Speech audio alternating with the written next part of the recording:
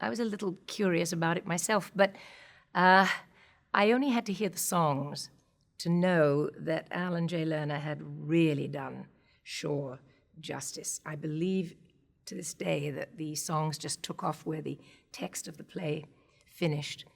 And he was a giant, both Lerner and Lowe, and particularly Moss Hart, who was the director of My Fair Lady. They were giants, and I was lucky enough to be led by gentle giants in every respect in those days.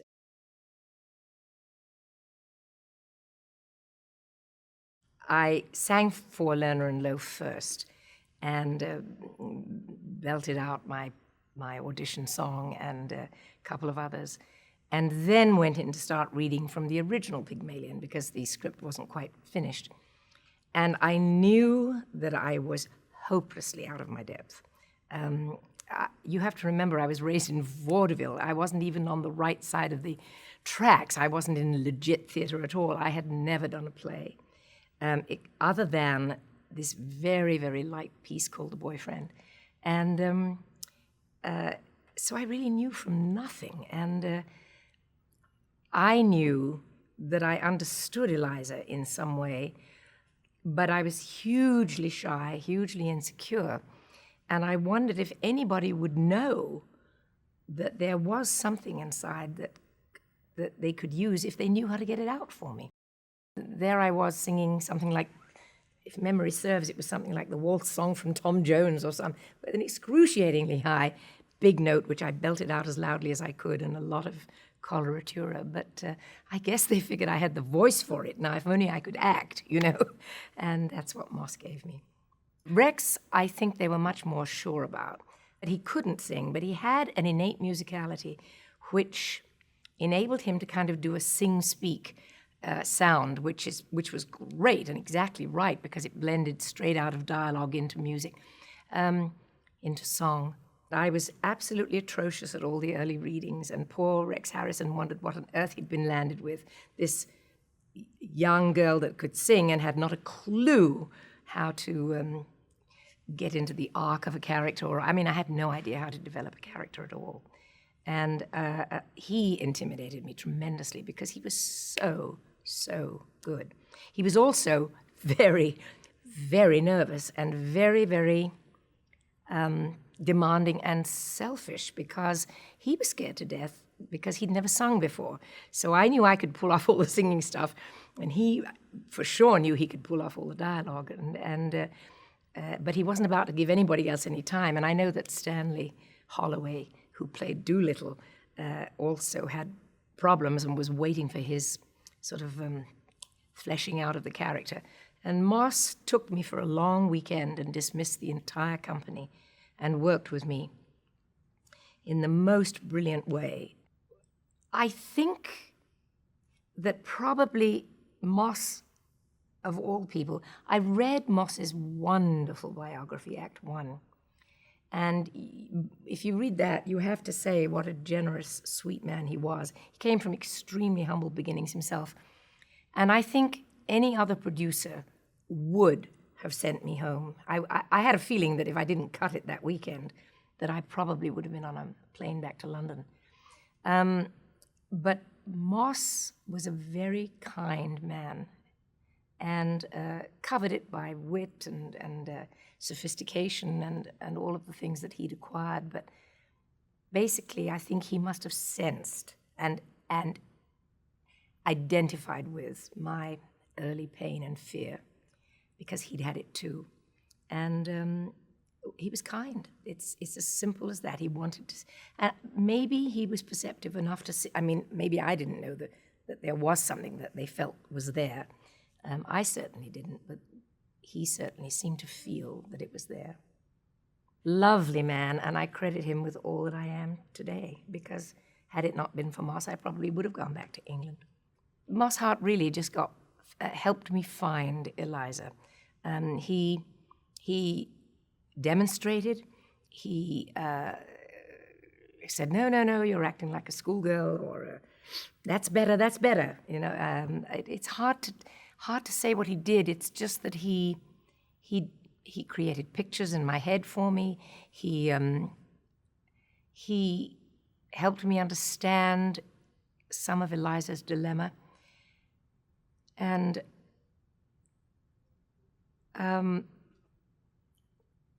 it was, I don't know which was the hardest part, the first half or the second half, because they were both very hard. I don't know whether, and I was struggling with the Cockney accent, and I'm not great at accents, believe it or not. Even though I have a good ear for things, I don't have a great ear for accents. But so I was struggling with that too. He just helped me see what courage this young lady had, Eliza Doolittle, that is. We rehearsed on the roof of the New Amsterdam Theatre, which in those days was the scruffiest, dirtiest place, but had been the great nightclub. And that's where all the Ziegfeld Follies had started in those days. And there was this great nightclub above, but had gone into terrible disrepair. And anyway, no, I knew going down to this New Amsterdam that I was in for an awful time. It was a little bit like going to the dentist. You knew it was going to be very painful, but if you could stick it out, maybe with luck, you'd come out feeling a heck of a lot better. And that's what Moss did for me. It was painful.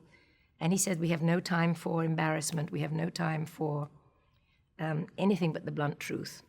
And he shaped, pushed, cajoled, wheedled, loved me, yelled at me, just helped me become Eliza Doolittle. And although by the following Monday, I'm sure I retreated 50%, I had gained 50%. And it gave me the foundation from which to really start working on the role. And I played My Fair Lady for 3.5 years. And Alan Lerner once said that he felt that a long run in a very good role was more help to a performer than doing repertory with lots and lots of short roles. You might become very facile, but what I did was learn what did get a laugh, what didn't get a laugh, and why I didn't get it, if I didn't get it, what the difference was in terms of it raining outside or snowing, or an audience that was coughing their hearts out, or one that was too hot in the seasons when your leading man has a headache, or when you have a voice that's hanging on by a thread. I think I learned in My Fair Lady everything that set me up in later years in good stead, because I really learned how to preserve and take care of myself, and I was learning on my feet every single performance.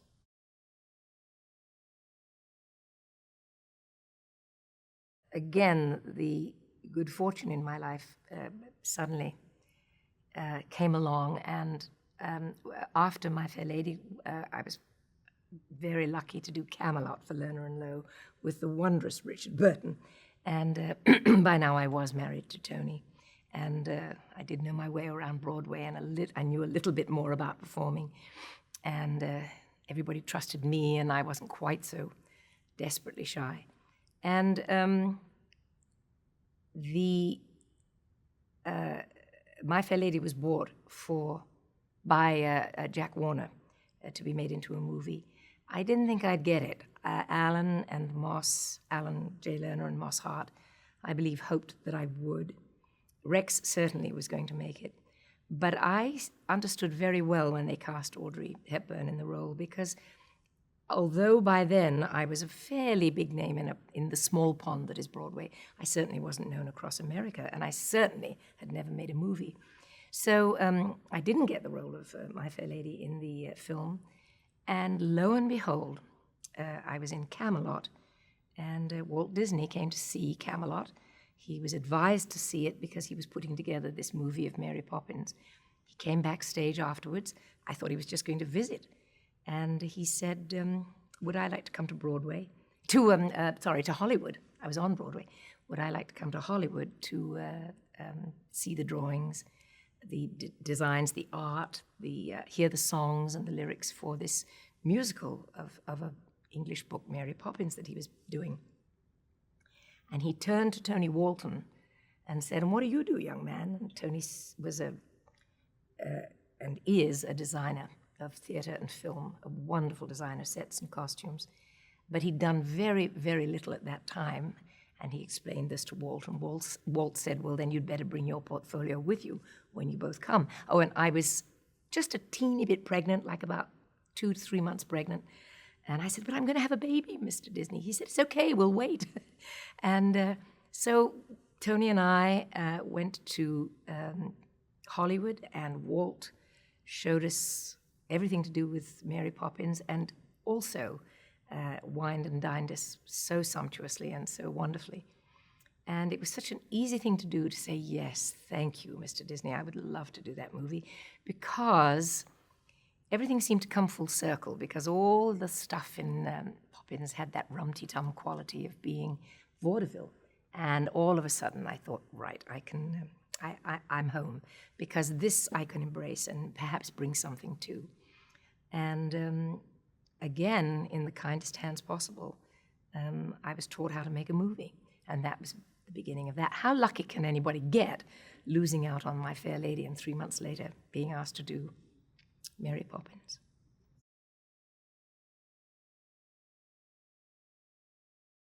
I honestly didn't think I would. I really thought Anne Bancroft was going to get it that year for The Pumpkin Eater. She was superb in the movie. And Poppins was my first film. I never dreamed I would get it. And actually, when I did get that Oscar, I really felt that it was more because I'd missed out on My Fair Lady, that Hollywood was A, saying welcome, and B, saying how sorry they were that I didn't get it. And in fact, excuse me, that attitude was reflected in the speech that I gave, because I said, I always knew Americans were generous, but this is absolutely ridiculous. And I really felt that it was generosity, and they're saying welcome, welcome.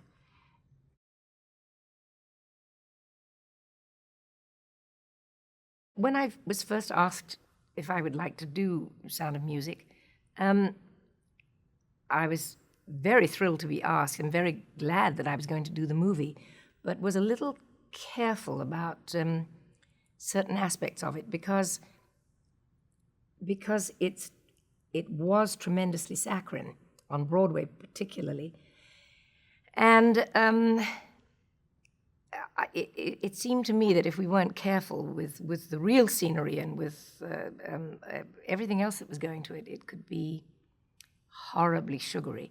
And I certainly made every effort to take to make it more astringent. And the great Christopher Plummer contributed so much in that respect. It was his performance that was the glue, the vinegar that held the film together. And then Robert Wise, who was again an adorable man, our director, and he taught me a great deal about filmmaking, because Mary Poppins was the first film I ever made, and then I made one called The Americanization of Emily. But by the time I got to Sound of Music, I was probably getting full of a lot of little tricks and things that I didn't know I was doing. And Bob said, don't do that, don't do that, do that. And I really learned a little bit more about filmmaking.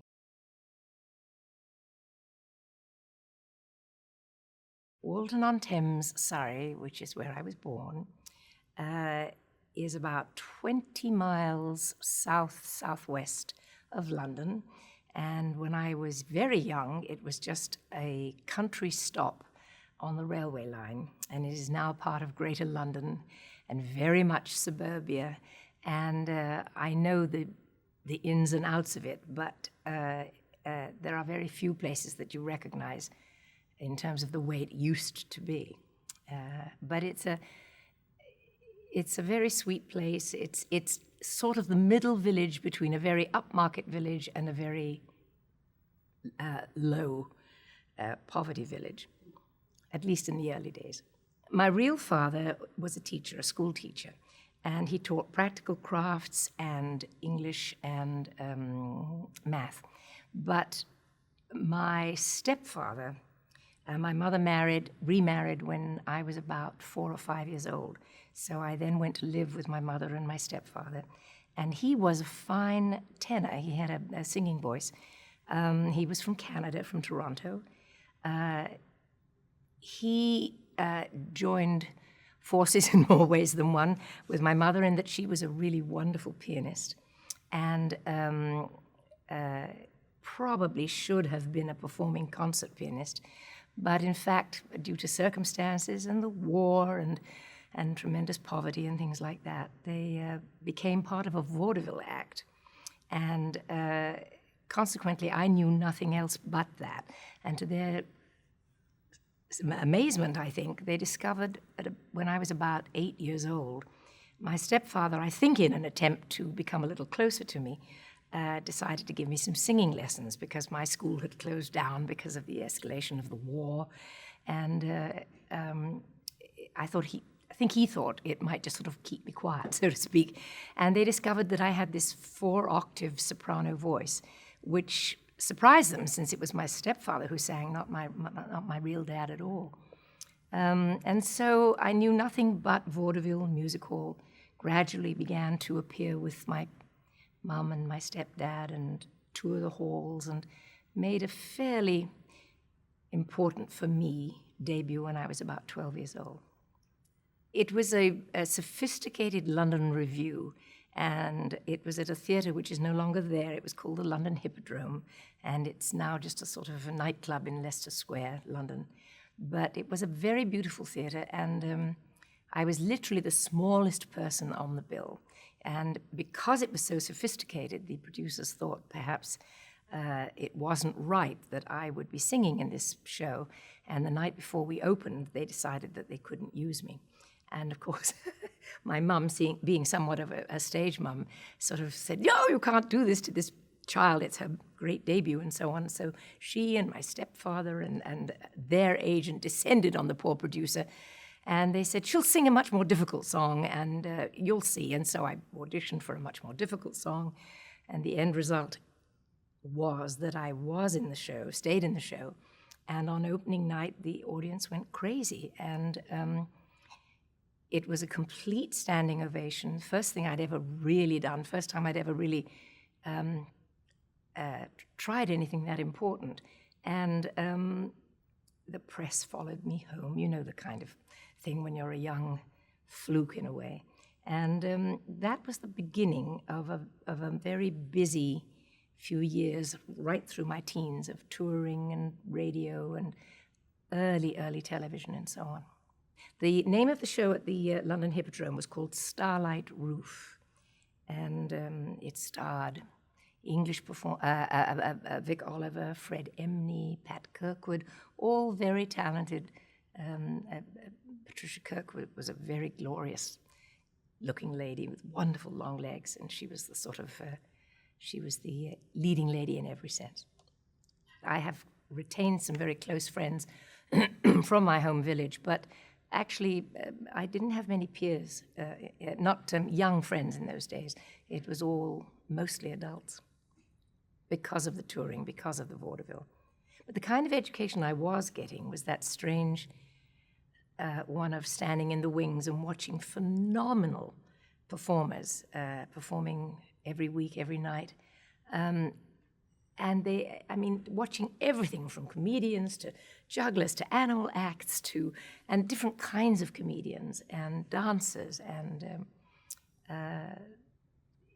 it was extraordinary. And I didn't think I was getting an education at the time. It's only in retrospect that I realized that stood me in very good stead in my later years.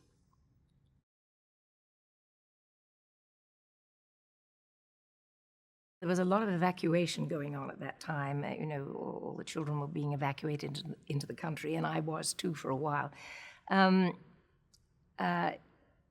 It's just that the air raids towards the end of the war particularly were coming so fast and furiously, particularly with the pilotless aircraft, the doodlebugs as we called them, that no housewife could get anything done, and everything just ground to a halt for a while.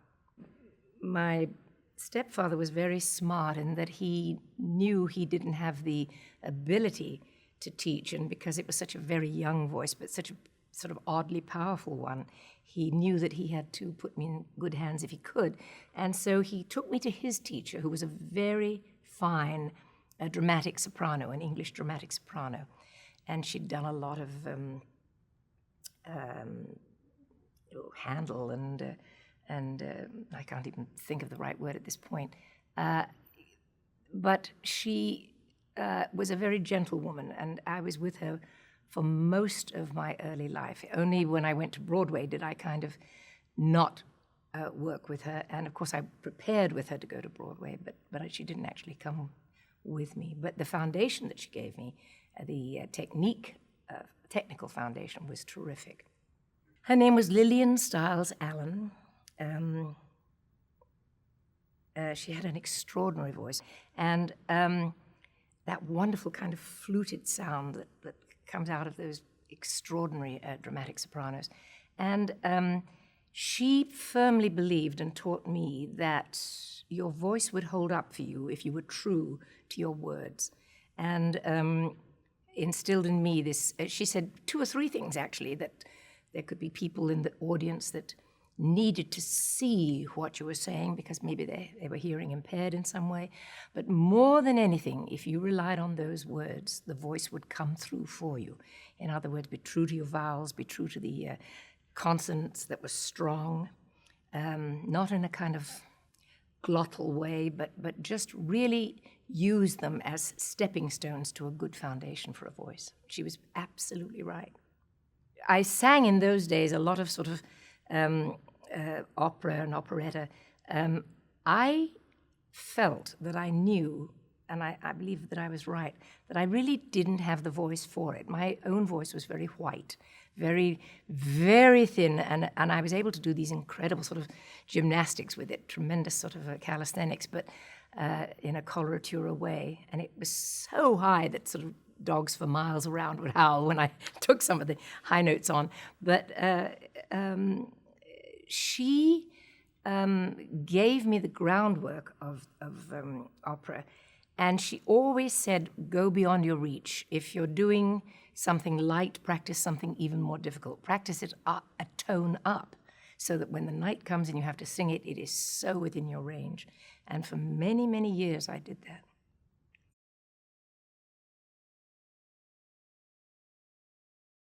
My dad was a very special human being. He had an innate decency. It didn't come from... He was very bright. He was a nature-loving man. He treated all of us in the family, including his wife's other children, his first wife's other children. He treated us all the same and as beloved equals. And we knew he was special. I mean, obviously, any dad to a young girl is special if he does all the right things, and my dad certainly did. But he's the one that instilled in me any true reality in my life, because on the one side, I had this mad upbringing of vaudeville and touring a great deal and very little schooling. And my father was the one that took me on nature walks, took me to the swimming baths, taught me how to swim, took me down to the seaside in freezing cold weather, and we dipped in the sea. And somehow, when we climbed the local hills, and he gave me a love of books. When I went to him, he would read to me, and he would pick what he thought would be appropriate, Alice in Wonderland and things like that when I was a child. But he would buy books for me. I didn't see him all that much, strangely enough. Occasionally for a 2-week period and a summer holiday maybe, or a visit over Christmas, or he'd come for a weekend and take me, and we'd get on our bicycles and bicycle for like 15 miles in either direction to get to his place. And but what he did give me was always exactly right, and just the memory of him sitting and reading to me was enough to make me love listening to books and the spoken and written word. There was a book that he gave me, which it's interesting that you ask that, a book that he gave me, obviously, you know, Wind in the Willows and all the classic children's books, but there was a little book that we found, and he leafed through it, and he said, "Here you are, darling, I think you'll like this." And it was a very small children's novel called The Little Grey Men by an English author called B.B. And it was a very simple nature tale of the last 4 gnomes left on this earth in England. It very much like Watership Down, that kind of big nature study. And it was set in 4 seasons. It was a terrific adventure story. I swallowed it up, and it went out of print. And I subsequently have started my own imprint at HarperCollins, and it's coming out this fall. I'm bringing it back again, and I'm absolutely delighted about it. It's one of our mission statements is to bring back books that are worthy of a revisitation in a way, and this is the first one. It's kind of, and I write about it as a little chapter before it begins. That book probably influenced me as much as anything, and my dad, yes, absolutely, and obviously. Dickens and Goldsmith and oh gosh, so many. Jane Austen, obviously, and the Bronte sisters, so on. And I also loved to scribble as a kid. I loved to write eventually, because I didn't have a formal education, a governess was found for me who traveled with me wherever I went, because. Touring in vaudeville, you're a week in one place, a week in another, and you could not settle into any school. So I had this wonderful lady who traveled with me who quickly recognized that if she wanted me to do anything, all she had to do was say, do this first, and then you may write your story. And whatever story I was going to write, because that was obviously what I loved to do most of all. And she was a very gentle, very kind lady, and I loved her.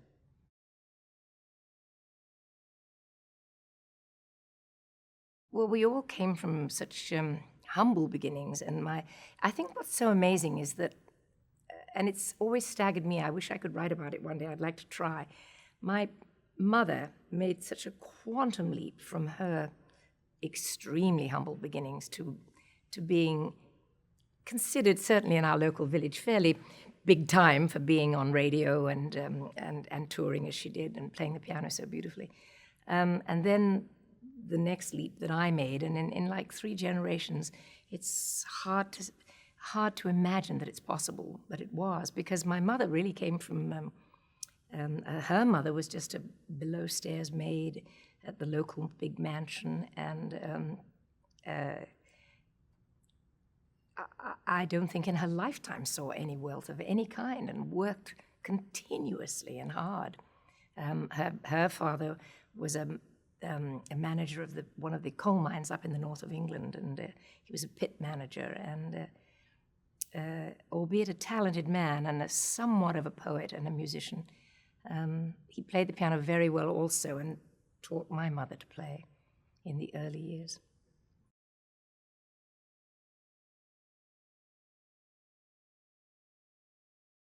By now I had toured England fairly, endlessly really, and had done a lot of Christmas shows, which are in England are called pantomime, and I'm not sure how many Americans are aware that English pantomime is not pantomime or mime. It is a rip-roaring Christmas festival usually based on all the great fairy stories, like Cinderella, like Jack and the Beanstalk, Red Riding Hood, all the great fairy stories. And they throw music, and they throw slapstick, and every year they're reworked and revamped to accommodate whatever talent is brought into that particular show. And I had sort of gone as far as I could go, and was actually playing in a very beautiful production of Cinderella at the London Palladium. And that was it in those days. That was about as far as one could go, because although Noel Coward and Gertrude Lawrence and people like that had gone on to write and to perform in many things, other than another man called Ivor Novello, there wasn't a lot going on in England in my teens. And suddenly, I was recommended a very kind woman called Hattie Jakes, who appeared in one of my radio series, recommended that the director of The Boyfriend come and see me in Cinderella. The Boyfriend was a hugely popular English show that had been running in London for about a year, It was sort of a little light, frothy musical, a sort of pastiche of the 1920s. And they were going to take it to Broadway with a brand new company. They weren't going to touch the original English company because they were doing too well and still selling to packed out houses. So the director of the English Boyfriend came to see me and subsequently brought the American producer, and I was asked if I would like to come to Broadway to be in The Boyfriend. It was a huge break. I didn't truly recognize how big it was. I was more terrified at leaving my family. I had an awful separation anxiety about leaving home because I always was leaving home and rushing back if I could at weekends. And they were offering me a 2-year contract at an incredibly small salary. And there were a great many other English performers going as well, because other than 1 or 2 Americans, it was an English, all the companies should have had English accents, and so it was necessary that they be English. I was 18, I was 19 the day after we opened on Broadway. And it's the first time I'd ever really been away from my family for that potential length of time. And suddenly I got so panicked about it. And I called in my dad, my real dad, and I said, "Oh, God, Daddy, they're asking me to go for 2 years. What should I do? What should I do? I don't think I could be away from the family for that long." And he said, "Well, chick, it could run 2 weeks or 2 months. It might not be 2 years. And it would open up your head to such an extent. I think you should do it." I asked him later in life whether that was a hard thing to do. He said it was one of the hardest things to say go, to just throw me into the bigger pond, so to speak, and hope that I would swim. And of course, because Dad said it, he said a wonderful thing. He said, when I said, "But how will I know what to do?" He said, "Your own good brain will tell you what to do when the time comes," which was hugely flattering and kind of implied that he thought I could cope. And so I took my courage in both hands and said, "I would like to accept this contract, but I will not go for longer than 1 year." And lo and behold, Messrs. Fewer and Martin said, "Fine." And I was the only one of the company that had a 1-year contract. So off I went to Broadway for a year of incredible learning and education. Well, the amazing thing, my life has been so fortunate. I've had most extraordinary good fortune in my life. And I sort of put it into 3 categories, the 3 major stepping stones, one being that opening night when I was 12, when it started my career, the second being going to Broadway, and the third going to Hollywood. And each one of those happenings happened under the most extraordinary circumstances. And what happened with The Boyfriend was that because I said I would only do it for 1 year, just before I was going to leave to go back to my family in England, and The Boyfriend was a huge success, and it did sort of begin to help my career tremendously. I mean, I think people on Broadway certainly began to know my name a little bit. But I got a call about 2 weeks before I was due to leave. And it was a man who said, "I'm the manager of 2 writers called Lerner and Lowe, who are doing a new musical of Bernard Shaw's Pygmalion. And could you just answer me one question? How much longer are you in The Boyfriend?" And I said, "Oh, I'm going home in 2 weeks." And he said, "Oh, my. I was convinced, as was everybody else, that you'd have a 2-year contract." And I said to the guys, "Well, let me make a phone call. It'll only cost a dime." And because I only signed for 1 year, I was able to audition for My Fair Lady. And by the most extraordinary good fortune, I was able to do My Fair Lady. And that's really when I think my life just took off in all directions.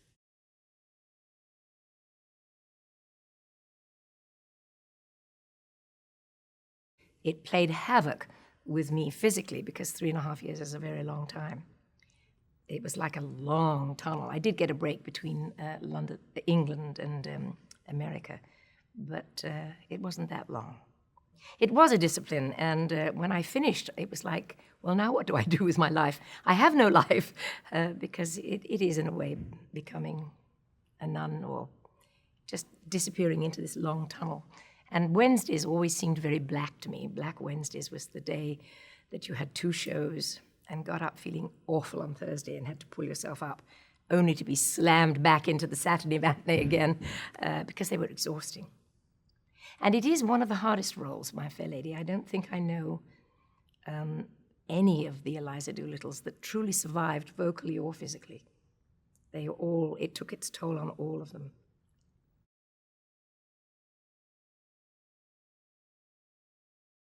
I met my first husband, Tony Walton, long before I became anybody. I had just made that first debut at 12 years old, and he was 13 at the time, and he came to see me in one of those English pantomimes at Christmas.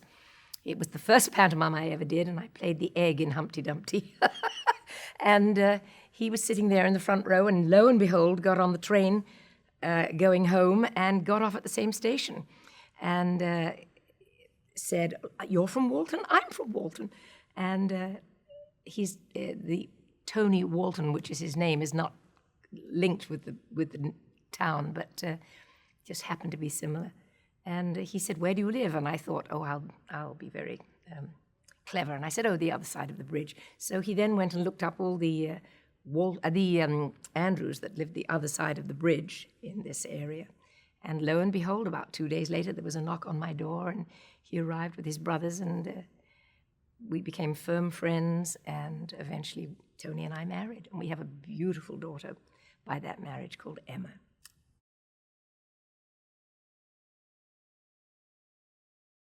Met Blake in 1967. We both laugh at this. I passed his car, and he passed mine on the cross junction, on the middle island of Sunset Boulevard on Roxbury Drive. I thought, that's a very interesting looking gentleman, and I presume he must have thought the same about me in terms of being an interesting looking lady.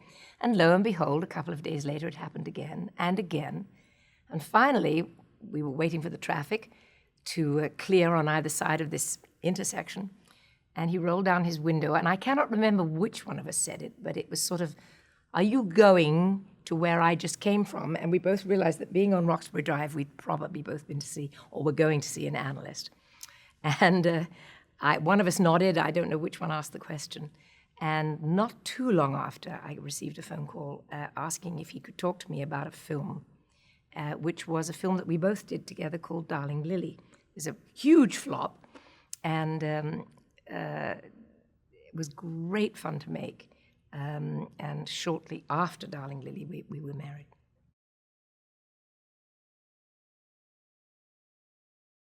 I think it's that early training, if anything, in vaudeville for me that gave me any kind of gumption. Or touring endlessly around England, doing the second show on a Saturday night in places like Glasgow or Newcastle or Liverpool or Swansea or Cardiff, that's pretty dicey. There were days, and I was very, very young, there were days when they would have to turn all the house lights on in the theatre because people were hurling beer bottles and things like that. And there was this determination to get through. My mum was terrific. She would say, "Don't you dare complain. Don't you dare say you can't sing in cigarette smoke," because in those days, everything, you could see it spiraling down the great arcs onto the spotlights onto the stage. Nothing but cigarette smoke in those days. And she would, "Don't you dare get a swollen head." Accompanied by great love sometimes, but all the good stuff that one needs. Get up and do it. What are you complaining about? You're so much luckier than most other people. And that's absolutely true. You never set out to make a bad movie. You always hope that you're making a good one. I think one was sad about them, in as much as they damaged the career in any way. It's not, in those days it was important, but not as important as it is today, to keep making success after success after success. It's terrifying today. If you don't make, you can maybe have one so-so movie, but you've got to come back with another that's huge if possible. And that must be very, very difficult for young talent.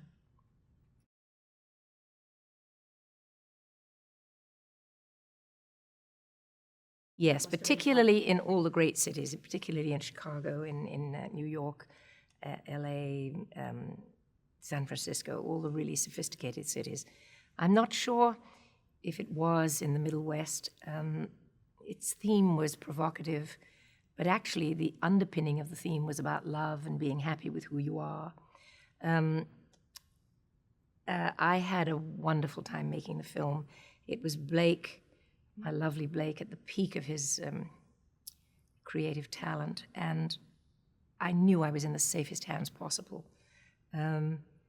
Actually, it's a little daunting to be married to your director, because quite often he'll assume that I know what he wants when I'm simply begging for some small morsel that will get me through.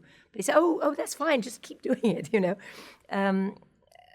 But we could talk about it, and we did when we needed to. And actually, we'd mostly not talk about it when we went home. We had too many kids. We pooled all our children. He had 2, I had my lovely Emma, and we subsequently adopted 2.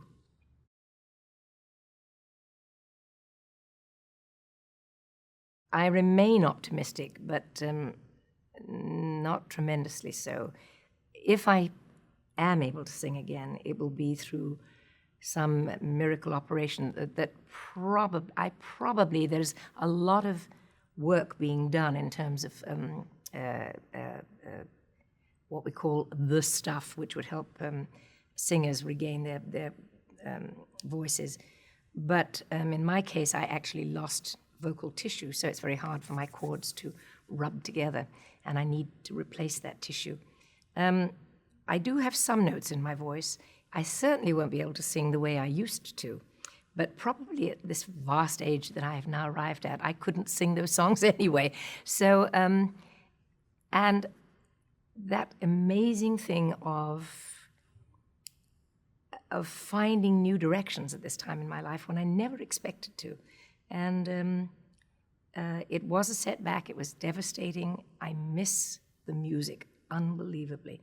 But here I am with a publishing imprint, doing lectures, doing a lot of movies that don't require singing, still working as hard as ever. In fact, I think I'm maybe even more at work than I used to be.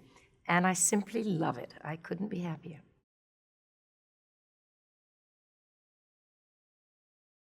I directed my Emma, Tony's and my daughter, runs with her husband and her partner, Sybil Burton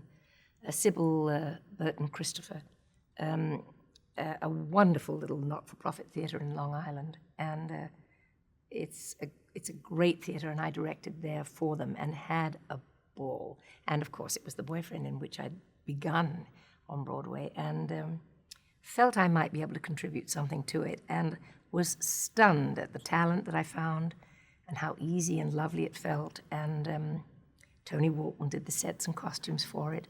I was in Emma's theatre.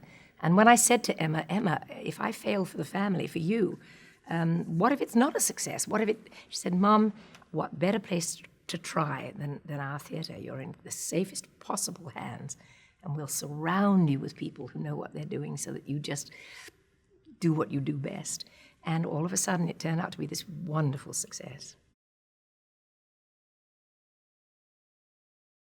Family matters to me enormously. In fact, family is the first priority. If my family's good, I can do anything. If they're not, I'm a basket case.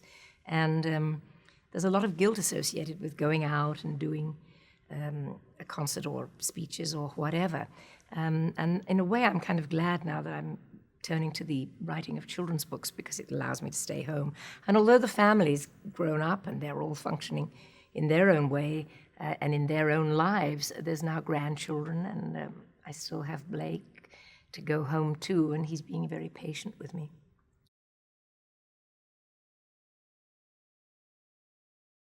It is America that gave me so much in my life. It wasn't until I came to America that my life just exploded in so many ways. So for me, I think in a way I've been living, even though I'm English, I've been living the American dream, and I'm eternally grateful to Americans for allowing me to do what I love doing the most. And I feel an enormous responsibility to bridge the gap between England and America and be a sort of very quiet ambassador for my country to try to sort of do a hands across the water thing where they understand England and English people understand Americans. I adore America. There's a whole new generation out there that says, "I remember. Do you remember Mary Poppins? Yeah. Sound of Music? Yeah. Princess Diaries? Oh, cool!"